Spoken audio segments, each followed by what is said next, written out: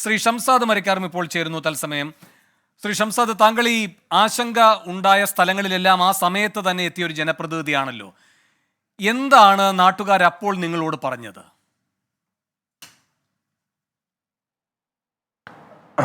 ഞാൻ പുഴുതന പഞ്ചായത്തിൽ ചേട്ടുക്കുന്നാണ് പോയത്. ഇപ്പം നമ്മൾ ഈ കലക്ടറേറ്റിൽ ഇരിക്കുന്ന സമയത്താണ് ഈ ശബ്ദവുമായി ബന്ധപ്പെട്ടൊക്കെയുള്ള മെസ്സേജുകൾ നമുക്ക് വാട്സപ്പിലൊക്കെ വരുന്നത്. പെട്ടെന്ന് പാനിക്കായി. കാരണം ഒരു പ്രദേശത്തു നിന്നല്ല വരുന്നത്, ജില്ലയിലെ വിവിധ പ്രദേശങ്ങളിൽ നിന്നാണ്. ഒരു 3, 4, 5 വില്ലേജുകളിൽ നിന്ന് നമ്മൾ മെസ്സേജ് വരുമ്പോൾ നമ്മൾ അലർട്ടായി. എന്താ സംഭവിച്ചു നമുക്ക് മനസ്സിലായില്ല. വലിയൊരു ശബ്ദം കേട്ടു എന്നാണ് അവർ പറയുന്നത്. അപ്പോൾ ഉടനെ തന്നെ നമ്മൾ ജിയോളജിസ്റ്റിനെ വിളിപ്പിച്ചു, അതിൻ്റെ കൂടെയുള്ള സോയിലിൻ്റെ ആളുകളെ വിളിപ്പിച്ചു. 2 ടീമിനെ ഉണ്ടാക്കി. ഒരു ടീം കൽപ്പറ്റയിലേക്കും ഒരു ടീം ബത്തേരിയിലേക്കും പോയി എന്താണ് അവിടെ സംഭവിച്ചതെന്ന് നോക്കാൻ പറഞ്ഞു. പക്ഷെ നമ്മൾ പിന്നെ ചില ആളുകൾ വിളിച്ചു ഈ പറയുന്ന ശബ്ദം കൺഫേം ചെയ്യാൻ വേണ്ടി. അപ്പോൾ നമ്മളത് വിളിച്ചപ്പോൾ ആളുകൾ പറഞ്ഞു ശബ്ദം കേട്ടിട്ടുണ്ട്, അതിൽ തർക്കമില്ല, എല്ലാവരും കേട്ടിട്ടുണ്ട് എന്ന് ഉറപ്പിച്ചു. അപ്പോൾ നമ്മളത് സ്ഥിരീകരിച്ചു. പിന്നെ പുഴുതന പഞ്ചായത്തിലെ സേട്ടുക്കുന്ന് മേൽമുറി എന്ന പ്രദേശത്താണ് ഞാൻ പോയത്. ഞാൻ അവിടെ പോകാനുള്ളൊരു കാരണം, കുറച്ച് വർഷങ്ങൾക്ക് മുമ്പ് നമുക്ക് മേൽമുറിയിലൊരു ഉരുൾപൊട്ടൽ ഉണ്ടായ പ്രദേശമാണ്. അപ്പോൾ ആ പ്രദേശത്ത് നിന്നൊരു ശബ്ദം കേട്ടു എന്ന് പറയുമ്പോൾ നമുക്കൊന്നും കൂടി കെയർ ചെയ്യണം എന്ന് നമുക്ക് തോന്നിയതുകൊണ്ടാണ് അങ്ങോട്ട് തന്നെ പോയത്. അവിടുത്തെ പഞ്ചായത്ത് ആളുകളും ഉണ്ടായിരുന്നു, നാട്ടുകാരുണ്ടായിരുന്നു. അവർ പറയുന്നത് ഈ ശബ്ദം കേട്ടു എന്നുള്ളതാണ്. അപ്പോൾ ജിയോളജിസ്റ്റും എന്നോടൊപ്പം മുന്നിലുണ്ടായിരുന്നു. അപ്പം നമ്മളൊരു പ്രാഥമിക പരിശോധന നടത്തിയപ്പോൾ അവിടെ നമ്മൾ അൺയൂഷ്വലായി ഒന്നും കാണുന്നില്ല. നമ്മൾ സാധാരണഗതിയിൽ വെള്ളത്തിൻ്റെ നിറം ചേഞ്ച് ചെയ്ത് വരും, അല്ലെങ്കിൽ പാറക്കല്ലുകൾ ഉരുണ്ട് വന്നിട്ടുണ്ടാകും. അപ്പോൾ അതാണ് ഞങ്ങൾ നോക്കിയത്, അങ്ങനെ എന്തെങ്കിലും ഉണ്ടോ എന്നുള്ളത്. പക്ഷെ അങ്ങനെ ഒന്നും ആ പ്രദേശത്തില്ല. അപ്പോൾ ഫോറസ്റ്റിൻ്റെ ആളുകൾ ഉണ്ടായി. അവരാദ്യം വന്ന് പരിശോധന നടത്തി, അതിലൊന്നുമില്ല. അപ്പോൾ അവർ ഡ്രോൺ വെച്ച് നമ്മൾ അതിൻ്റെ മുകളിലൂടെ ഒന്ന് നോക്കി. അപ്പോൾ അതിലും അൺയൂഷ്വലായ ഒരു ഇവൻസും നമുക്ക് കണ്ടെത്താൻ പറ്റിയില്ല എന്നുള്ളതാണ്. അപ്പോൾ ചില സ്ഥലത്ത് ഈ ശബ്ദത്തിന് വേരിയേഷൻസ് ഉണ്ട്. ഇപ്പോൾ മേൽമുറിയിൽ അവർ ശബ്ദം കേട്ടു എന്നുള്ളതാണ്. പക്ഷേ ഇപ്പോൾ വെങ്ങപ്പള്ളിയിൽ അവർക്ക് ജനലൊക്കെ ഒന്ന് ചെറുതായി ഇങ്ങനെ ജെർക്ക് ചെയ്യുന്നത് പോലെ അവർക്ക് ഫീൽ ചെയ്തു എന്ന് പറയുന്നു. അപ്പോൾ അവിടെ ചെറിയൊരു വ്യത്യാസമുണ്ട്. കാരണം ഇവിടെ ശബ്ദം കേട്ടു, അവിടെ ചെറിയൊരു ജർക്കിംഗ് പോലെ ഉണ്ടായി എന്ന് പറയുന്നു. ഇതാണ് കൽപ്പറ്റയിലുണ്ടായത്. അതേ സംഭവം തന്നെയാണ് നെന്മേനി, അമ്പുകുത്തി, പാടിപറമ്പ്, അമ്പലവയൽ ആ മേഖലയിൽ. അവിടെ ചില സ്ഥലത്ത് അത് നമുക്ക് ശബ്ദം മാത്രം കേട്ടു, പക്ഷേ നെന്മേനിയുടെ ഒരു പ്രദേശത്ത് ചെറുതായുള്ളൊരു ജർക്കിംഗ് പോലെ ഉണ്ടായി എന്നുള്ളതാണ്. പക്ഷെ വയനാട്ടിൽ സാധാരണഗതിയിൽ ഇങ്ങനെ ശബ്ദം ഇതുവരെ എൻ്റെ അറിവിലില്ല. പക്ഷെ ഞങ്ങൾക്ക് സോയിൽ പൈപ്പിംഗ് സംഭവിക്കാറുണ്ടെന്നുള്ളതാണ്. അത് കഴിഞ്ഞ വർഷവും ഞങ്ങൾക്ക് ഉണ്ടായിരുന്നു. വലിയ രീതിയിൽ സോയിൽ പൈപ്പിംഗ് ഉണ്ടാവാറുണ്ട്. അപ്പോൾ ഇവിടെയുള്ള കുറച്ച് ആളുകളുമായൊക്കെ സംസാരിച്ചപ്പോൾ അവരൊക്കെ അതായിരിക്കാം, അല്ലെങ്കിൽ ഭൂമിയിലേക്ക് വെള്ളം ഇറങ്ങുന്നത് കൊണ്ടുള്ളൊരു പ്രയാസമായിരിക്കാം എന്നുള്ളതാണ്. പിന്നെ ആളുകൾ ഇപ്പം പാനിക്കായ സിറ്റുവേഷനിൽ നിന്ന് മാറി. എന്നാലും നമ്മളൊരു കെയർഫുൾ ആയിട്ടാണ് അവിടെ ഇരിക്കുന്നത്. ഈ ആളുകൾ നമ്മളൊരു വലിയ പ്രയാസം ഈ മുണ്ടക്കൈ സംഭവിച്ചത് കൊണ്ട് വേണുവിനും അറിയാം, നമ്മൾ ഈ ജില്ലയിൽ അനുഭവിക്കുന്ന ഒരു വല്ലാത്തൊരു മാനസിക പ്രയാസം.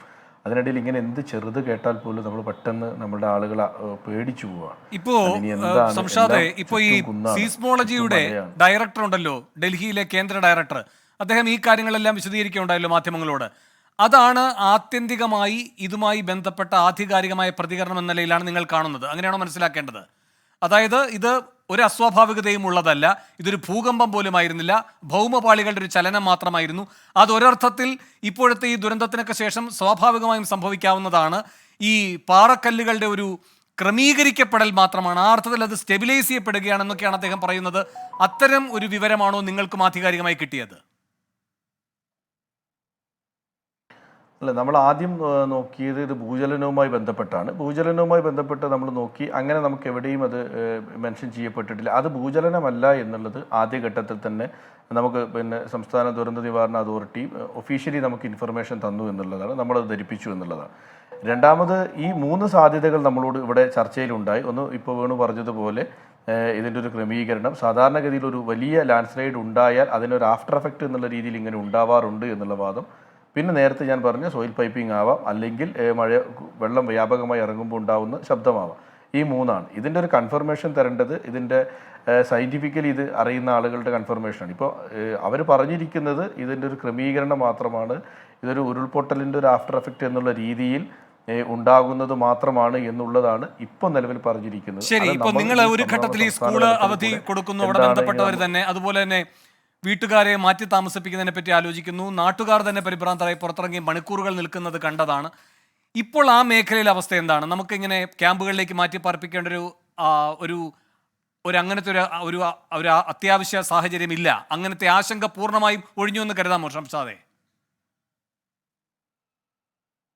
തീർച്ചയായും നമ്മൾ ആ ഒരു സമയത്ത് ഇതെന്താണ് എന്നറിയുന്നില്ല. അപ്പോൾ ഭൂചലനമാണെങ്കിൽ വീടുകളിൽ നിന്ന് ആ പേടിയിലാണ് പല ജനങ്ങളും വീട്ടിൽ നിന്ന് നേരിട്ട് പുറത്തേക്ക് ഇറങ്ങി വീട്ടിനകത്തേക്ക് കയറാതിരിക്കുകയും ചെയ്തത്. പിന്നെ സ്കൂളുകൾ കുട്ടികളുള്ളതാണ്. അപ്പോൾ സ്കൂളുകളുടെ അധ്യാപകർ സ്വമേധയാ തന്നെ പല സ്കൂളുകളിൽ നിന്നും കുട്ടികൾ പുറത്തിറക്കി വീടുകളിൽ എത്തിക്കാൻ ശ്രമിച്ചു. അതൊരു പാനിക് സിറ്റുവേഷനാണ്, ഇല്ലയെന്ന് ഞാൻ പറയുന്നില്ല. അപ്പോൾ ഇനി മാറ്റി പാർപ്പിക്കേണ്ട ഒരു സാഹചര്യമാണെങ്കിൽ അതിനുള്ള എല്ലാ ക്രമീകരണവും നമ്മൾ നടത്തി വെക്കുക. ഇനി അങ്ങനെയാണ് ഇപ്പോൾ ദേശീയ തലത്തിൽ നിന്നും സംസ്ഥാന തലത്തിൽ നിന്നും അങ്ങനെ ഒരു നിർദ്ദേശമാണ് ജില്ലാ ഭരണകൂടത്തിന് ലഭിക്കുന്നത് എങ്കിൽ നമ്മൾ അതിനുള്ള എല്ലാ മുന്നൊരുക്കവും ഒരുക്കാൻ തയ്യാറാണ്, അവരെ മാറ്റാം. പക്ഷേ നമുക്ക് അങ്ങനെ ഒരു നിർദ്ദേശങ്ങളൊന്നുമില്ല. ഇപ്പം നിലവിൽ പേടിച്ച് ആശങ്കപ്പെടേണ്ട ഒരു സാഹചര്യം. പക്ഷേ സംശാദെ, ഇതിനോടകം പ്രതികരിച്ച ചില വിദഗ്ധർ പറയുന്നുണ്ട് ഇതേ തീവ്രതയിൽ ഇത് ആവർത്തിക്കുകയാണ് എങ്കിൽ ജാഗ്രത പാലിക്കേണ്ടതുണ്ട് എന്ന്.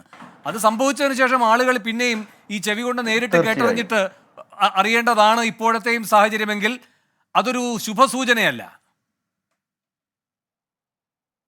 അല്ല, അത് നമ്മൾ ഈ ഒരു വട്ടം മാത്രമാണ് ഈ ശബ്ദം കേൾക്കുന്നത്. നമ്മൾ ഇപ്പോൾ ജില്ലാ കലക്ടർ ഇറക്കിയ പത്രക്കുറിപ്പിൽ തന്നെ നമ്മൾ വേണു പറഞ്ഞ് ഈ കാര്യം പറയുന്നുണ്ട്. കാരണം രണ്ടാം തവണയും ഇത് കേൾക്കുകയാണെങ്കിൽ നമ്മൾ ഇതിൽ അലർട്ട് ആവണമെന്ന്. പക്ഷേ ഈ രണ്ടാം തവണ കേൾക്കുക എന്ന് പറയുമ്പോൾ അത് നാട്ടുകാർ തന്നെ കേൾക്കണമെന്നാണ്.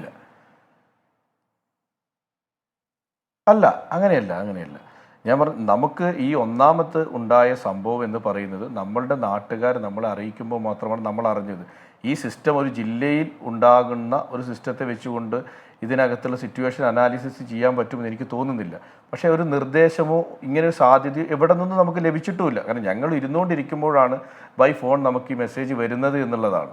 അപ്പോൾ ഇനി സ്റ്റേറ്റിൻ്റെ ഭാഗത്തു നിന്നാണ് നമുക്കൊരു പിന്തുണ കിട്ടേണ്ടത്. ഇത്തരം കാര്യങ്ങളിൽ നമ്മൾ ഈ ശബ്ദം കേട്ടു എന്നുള്ളത് ഭൂകമ്പമല്ല എന്ന് പറയുന്നു. ഇതെന്താണ് എന്നുള്ളത് ഇപ്പോഴും ഈ പറഞ്ഞ രീതിയിൽ ഇതിൻ്റെ സാധാരണഗതിയുള്ളതാണെന്ന് പറയുന്നു. ഓക്കെ, അതിൻ്റെ ഒരു ക്ലാരിറ്റി സ്റ്റേറ്റ് തരികയും നമ്മൾ എന്താണ് ചെയ്യേണ്ടത് എന്നും പറയേണ്ടത് സ്റ്റേറ്റ് ഡിസാസ്റ്ററിൻ്റെ നമ്മളുടെ ഒരു സംവിധാനമുണ്ട്, അവിടെ നിന്നാണ് നമുക്ക് ലഭിക്കേണ്ടത്. ആ സ്റ്റേറ്റ് ഡിസാസ്റ്ററിൻ്റെ ഭാഗത്ത് നിന്ന്, കമ്മിറ്റിയുടെ ഭാഗത്ത് നിന്ന്, അവരുടെ ശേഖർ അടക്കമുള്ള ആൾ ഇന്ന് വയനാട്ടിലുണ്ട്. അവരൊക്കെ ഉള്ളപ്പോഴാണ് ഇതുണ്ടായത് എന്നുള്ളത്. അപ്പോൾ നമ്മൾ അപ്പം തന്നെ അവരോട് കമ്മ്യൂണിക്കേറ്റ് ചെയ്തു എന്താണ് നമ്മൾ എടുക്കേണ്ട സ്റ്റെപ്സ് എന്നുള്ളത്. ആളുകൾക്കും അറിയില്ല, നമുക്ക് ഇത്തരം ശബ്ദം കേട്ട് പരിചയവുമില്ല എന്നുള്ളതാണ്. അപ്പോൾ ഇനി സംസ്ഥാന തലത്തിൽ ഇതിൻ്റെ ഒരു ഏകോപനം ഉണ്ടാവുകയും അവ്യക്തതയും ആശയക്കുഴപ്പവും നിലനിൽക്കുന്നുണ്ടെന്ന് ചുരുക്കം. അല്ല സംഷാദെ, ഒരു കാര്യം, ഇപ്പം നിങ്ങൾ മേൽമുറിയുടെ ഒരു പ്രാധാന്യം കണ്ടുകൊണ്ട് ആ മേഖലയിലേക്ക് ആദ്യം പോയെന്ന് പറയുകയുണ്ടായല്ലോ. കാരണം ഈ 2 തവണ ഉരുൾപൊട്ടലൊക്കെ ഉണ്ടായ ഒരു സ്ഥലമാണ്. അപ്പോൾ എന്തെങ്കിലും അപകടം ഉണ്ടാകാം എന്ന് നിങ്ങൾ സ്വാഭാവികമായും ശങ്കിക്കും. അതുപോലെ തന്നെയാണ് ഈ IC ബാലകൃഷ്ണൊക്കെ പറയുന്നുണ്ടായിരുന്നു, ഈ അമ്പുകുത്തി മലയിൽ 2019 180 മീറ്റർ ചെറിയൊരു വിള്ളൽ ആ ഭാഗത്ത് കണ്ടെത്തിയിട്ടുണ്ട് എന്ന്. അതും ഈ ഉരുൾപൊട്ടലിൻ്റെ ഭാഗമായിട്ട് തന്നെ സംഭവിച്ചിട്ടുള്ളതാകാം. അതൊക്കെ ഈ മുഖ്യമന്ത്രി കഴിഞ്ഞ ദിവസം വിളിച്ച സർവകക്ഷി യോഗത്തിലടക്കം പറഞ്ഞുവെന്നും പറഞ്ഞു. ആ കാര്യത്തിൽ പിന്നെ ഒരു പ്രതികരണമൊന്നും ഉണ്ടായില്ലേ? അപ്പോൾ ഇത്തരം കാര്യങ്ങളൊക്കെ ചൂണ്ടിക്കാട്ടുമ്പോൾ ഇതിൽ അവ്യക്തതയോടെ നിൽക്കുകയാണോ മുഖ്യമന്ത്രിയുടെ സർവകക്ഷി യോഗമായാലും ഈ പറയുന്ന മഹാനായ ശേഖർ കുര്യാക്കോസ് ആയാലും? ഈ നമ്മൾ ഇതിനകത്ത് ഇന്ന് ഈ ഒരു ശബ്ദം കേട്ടപ്പോൾ തന്നെ ഇതിൻ്റെ ഇപ്പോൾ നമ്മൾ മുണ്ടക്കൈ നോക്കുന്നത് ശാംബശിവ റാവു, കൗശിക്, കലക്ടർ, റിയാസ്, മിനിസ്റ്റർ എല്ലാവരും ഉണ്ട്. അപ്പം നമ്മൾ അപ്പോഴേ പറഞ്ഞു, അങ്ങ് പറഞ്ഞത് തന്നെയാണ്, അമ്പൂത്തിയിലുള്ള ക്രാക്കിനെ കുറിച്ച് നമ്മൾ പറഞ്ഞു. ഈ മേൽമുറിയുടെ പ്രദേശത്തൊരു ക്രാക്ക് നമുക്കുണ്ട്, മണിക്കുന്നമലയിൽ നമുക്കൊരു ക്രാക്ക് ഉണ്ട്. 3 ക്രാക്ക് നമുക്ക് 2019 അതവിടെ ഉണ്ട്. അപ്പോൾ അതിൻ്റേതാണോ എന്നുള്ളത്.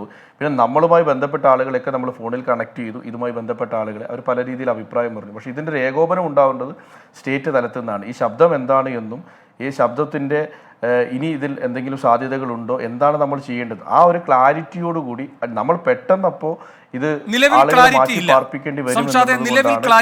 അത് തരേണ്ട ആളുകൾ തന്നിട്ടില്ല. നിലവിലൊരു ക്ലാരിറ്റി ഇതിനകത്ത് എന്താണ് ഇത് സംഭവിച്ചത് എന്ന് കൃത്യമായി നമുക്ക് ജനങ്ങൾ ഇപ്പം പറയാൻ പറ്റിയിട്ടില്ല. പക്ഷേ ഇതിൽ ഭയപ്പെടേണ്ട സാഹചര്യമില്ല എന്നുള്ളത് മാത്രമാണ് ഇപ്പോൾ പറയുന്നത്. അത് സ്ഥിരമായി പറയുന്നതാണല്ലോ, ഭയം വേണ്ട ജാഗ്രത മതിയെന്ന്.